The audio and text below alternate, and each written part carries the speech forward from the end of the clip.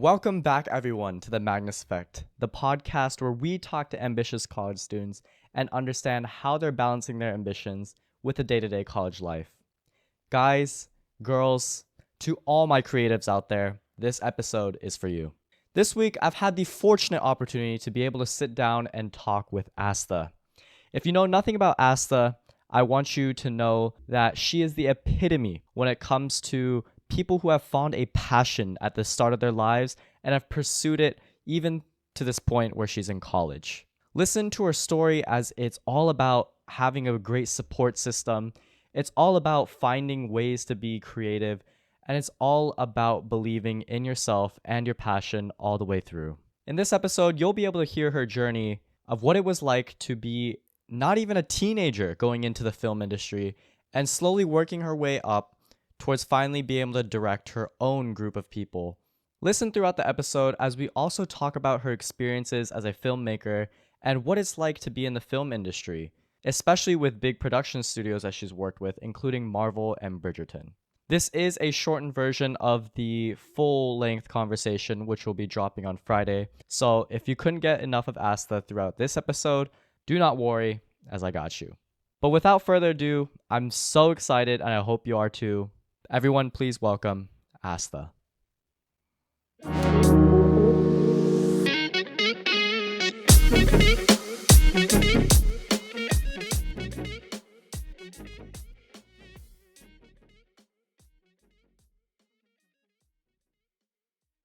There's a very particular moment that comes to my mind. So this was I guess middle school, high school, that time period where other family members were more like, oh, what are you thinking about going into? What are you going to do in college? What are you going at? And initially I was fully like, yeah, I'm a film person. That's all I can see myself doing, is being behind the camera and making movies. That's, for the longest time, that's all I could see. And then this time period happened where everybody's like, I want to be like an astronaut, and I want to be like an engineer, and I want to go into law, and like all of this stuff started happening. And obviously, again, Asian family, the normal top three, doctor, engineer, lawyer, started coming in. And for a brief period, I was very interested in forensic science, and that was like a side little thing that I loved. And so I was like, you know what, I'm gonna become a forensic scientist. Like randomly, I don't know what even came over me. I was like, yeah, that's what I'm gonna do. And my dad, being the best dad I could ever ask for, was like, okay, if that's what you're feeling, go for it. In the back of his head, he knew this girl isn't gonna continue that at all. He knew I'm a film person. He knew I can't live without a camera. But I feel like he gave me that support of like, even if I want to change and like I realize that later this isn't something that I want to do, I can, and he'll still be there. Like there was always that sense of somebody at the end of the day, especially that being my dad, will be there. Like even my mom sometimes would be like, are you sure you want to do film? Like, are you sure you're going to be able to make a career out of it? My dad was like, I don't care. Like, I will be there. If like you ever need somebody to fall back on, I'm here. Like, don't even worry about it. So there have been times when I've made decisions without like even thinking about like the consequences, because I knew dad's there. Like, he's just there. Like, I just don't have to think about anything. And I think that a lot of that comes from like his background. Like, he did a lot of things on his own. He left his house very early in his childhood, and he figured out a lot of things. And so a lot of it was trial and error. So he didn't like something, he would do something else. He didn't like something, he would do something else. And then he finally ended up at a place and like figuring out the one thing he did like doing. And so because of that, I feel like he's been very supportive of whatever I've like done or wanted to do.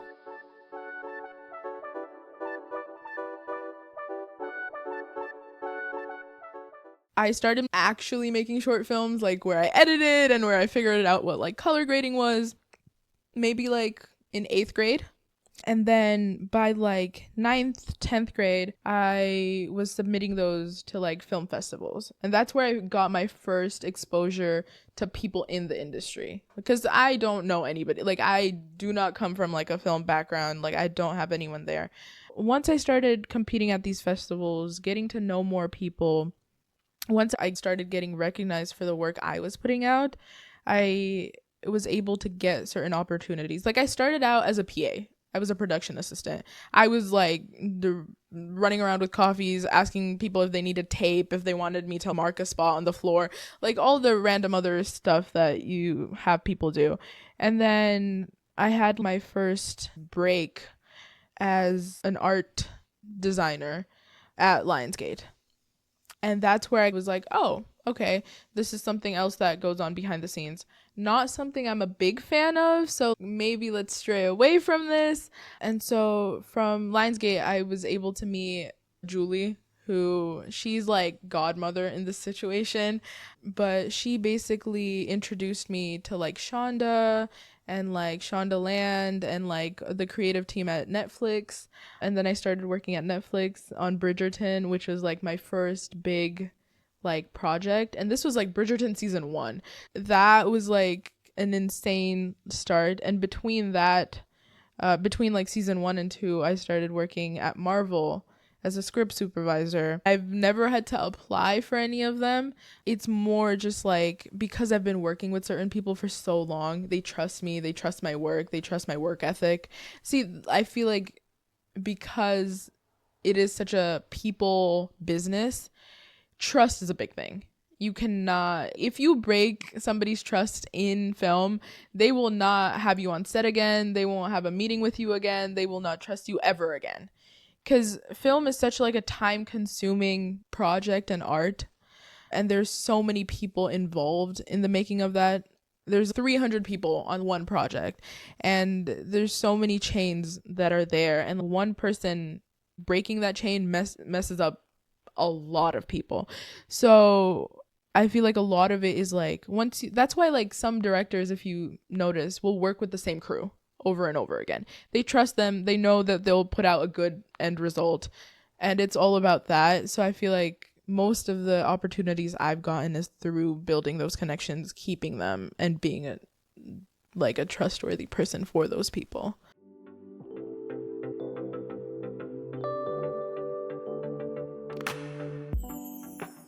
There are 5 questions that if I'm like thinking of an idea, those 5 questions will also be written down on that page. It's how am I feeling while I'm currently writing this down? Is this idea feasible even with an unlimited budget? Let's say I have $30 million or $50 million or $100 million, no matter what the budget is. Are some of these like logistically even possible? Because sometimes I'm thinking of like things where like gravity will not make it happen. Like even if I have all the technology in the world, that is just not possible to do. Third question is like I always write down the setting I'm in. Like no matter if it's just on my desk, if I'm like out on the street, if I'm in somebody else's house, like this, I feel like setting really plays a big part in what you're thinking of and the idea coming in to your mind, because something triggered that idea. Like the idea isn't just popping up in your head. And I feel like your atmosphere and your feelings play a big part in that. And then I always, if there's a person with me or if I'm interacting with something specifically, I always write that down. Maybe I'm with my best friend. Maybe I'm with somebody new. Maybe I'm with a teacher, whoever it is. Maybe it's a stranger. Maybe I'm at the airport and I see 2 people walking by and something comes to my head. I always write down where that inspiration is coming from.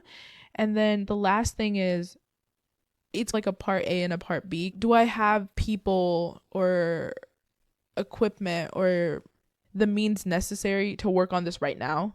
Or is this like a later thing that we don't put all our time and energy to? Because I'm a person that gets very tunnel visioned very easily. If there's an idea and I love it, like my first instinct is to like start doing it right now. Let's figure out the script. Let's figure out actors. Let's figure out everything. And then you realize that it's just not even possible. And then you've put in so much time and money and energy, and you have to just put it on the shelf and wait until you can go back to it. So if it's a project like that, now I just leave it for later and focus on something that's more feasible right now. And part B of that is like I have this idea. is it already done? And this is like currently where I'm at. What's new and what's not, and what am I more like leaning towards pursuing versus something I can hold off till.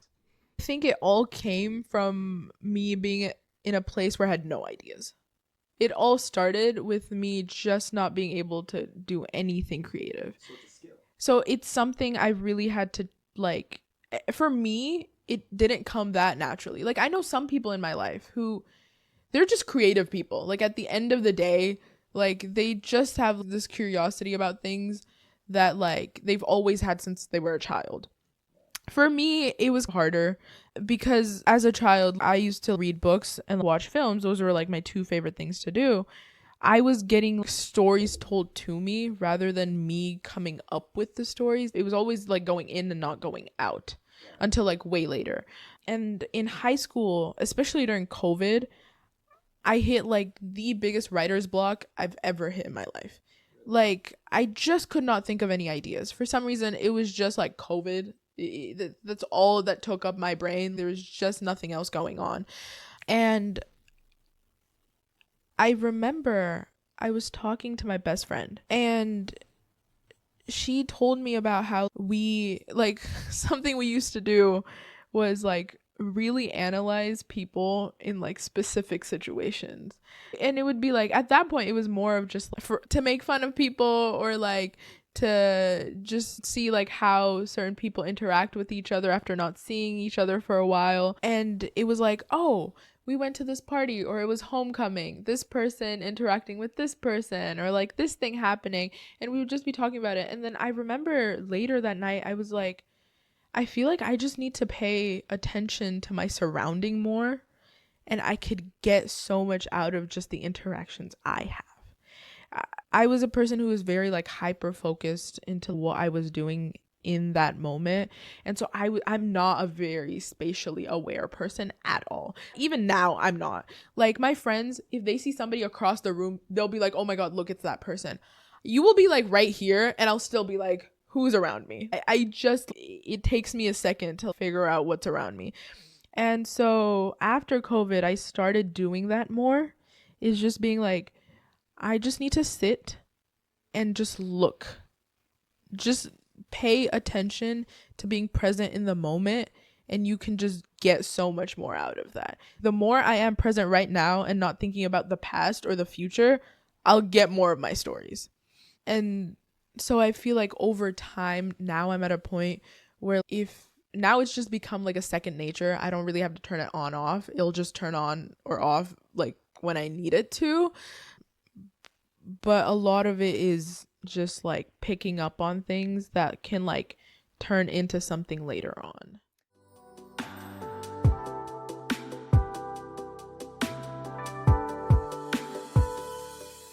College is something I've always wanted. I knew from high school, I was like, I want a degree. Even though I'm going into a creative field, I at least want my bachelor's. And that was like it was a very personal choice, because I had the choice of like in high school, I was already working with companies.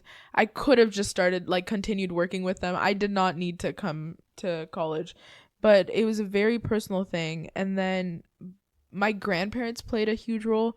I love them. Like they're more my parents than my parents. Like my grandparents are like the first people I call when something happens, before my mom and dad.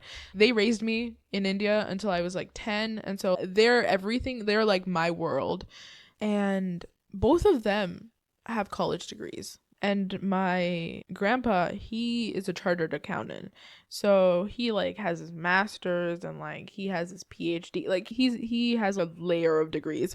Surprisingly, neither of my parents do. So there was like this weird gap in where my grandparents are like college educated, but my parents aren't. They both started college, never finished it. And so I was like, okay, I'm doing this for my grandpa, and I'm getting this degree for my grandpa. I'm doing this for my parents because I want them to be able to tell people that their daughter has at least a bachelor's. And then I'm doing this for myself. Because, yeah, like I could have just gone into work, but a lot of it is all the experiences that college gives you. Like living on your own completely, like experiencing like random things like in the, I don't know, at 2 a.m. I think what people forget is like we focus so much on the academic side of college. I don't think we realize that there is a big social part of college. It helps a person grow. It helps a person develop. I feel like these are such fundamental years from when you're 18 to 22 where you need that social those interactions, those experiences to build up your confidence to when you do get a job or when you like go live on like by yourself alone in a random city like after college. So I feel like a lot of it, like even this is like my dad and I talked about this before me coming to Berkeley, was a lot of it is like he wanted me to have that experience and make those choices by myself and be my own person and figure out what I stand for. So that's kind of the main reason.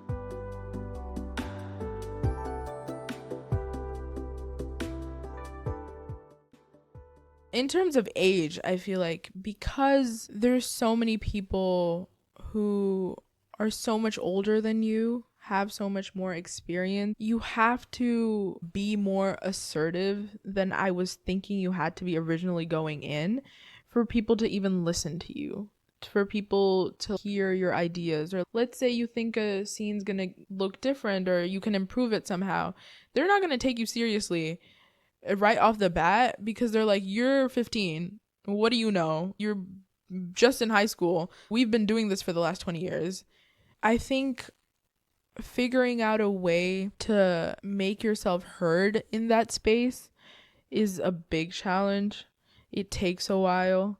And then gender is something like that I feel like is still like prevalent in other industries as well. It's not just the film industry.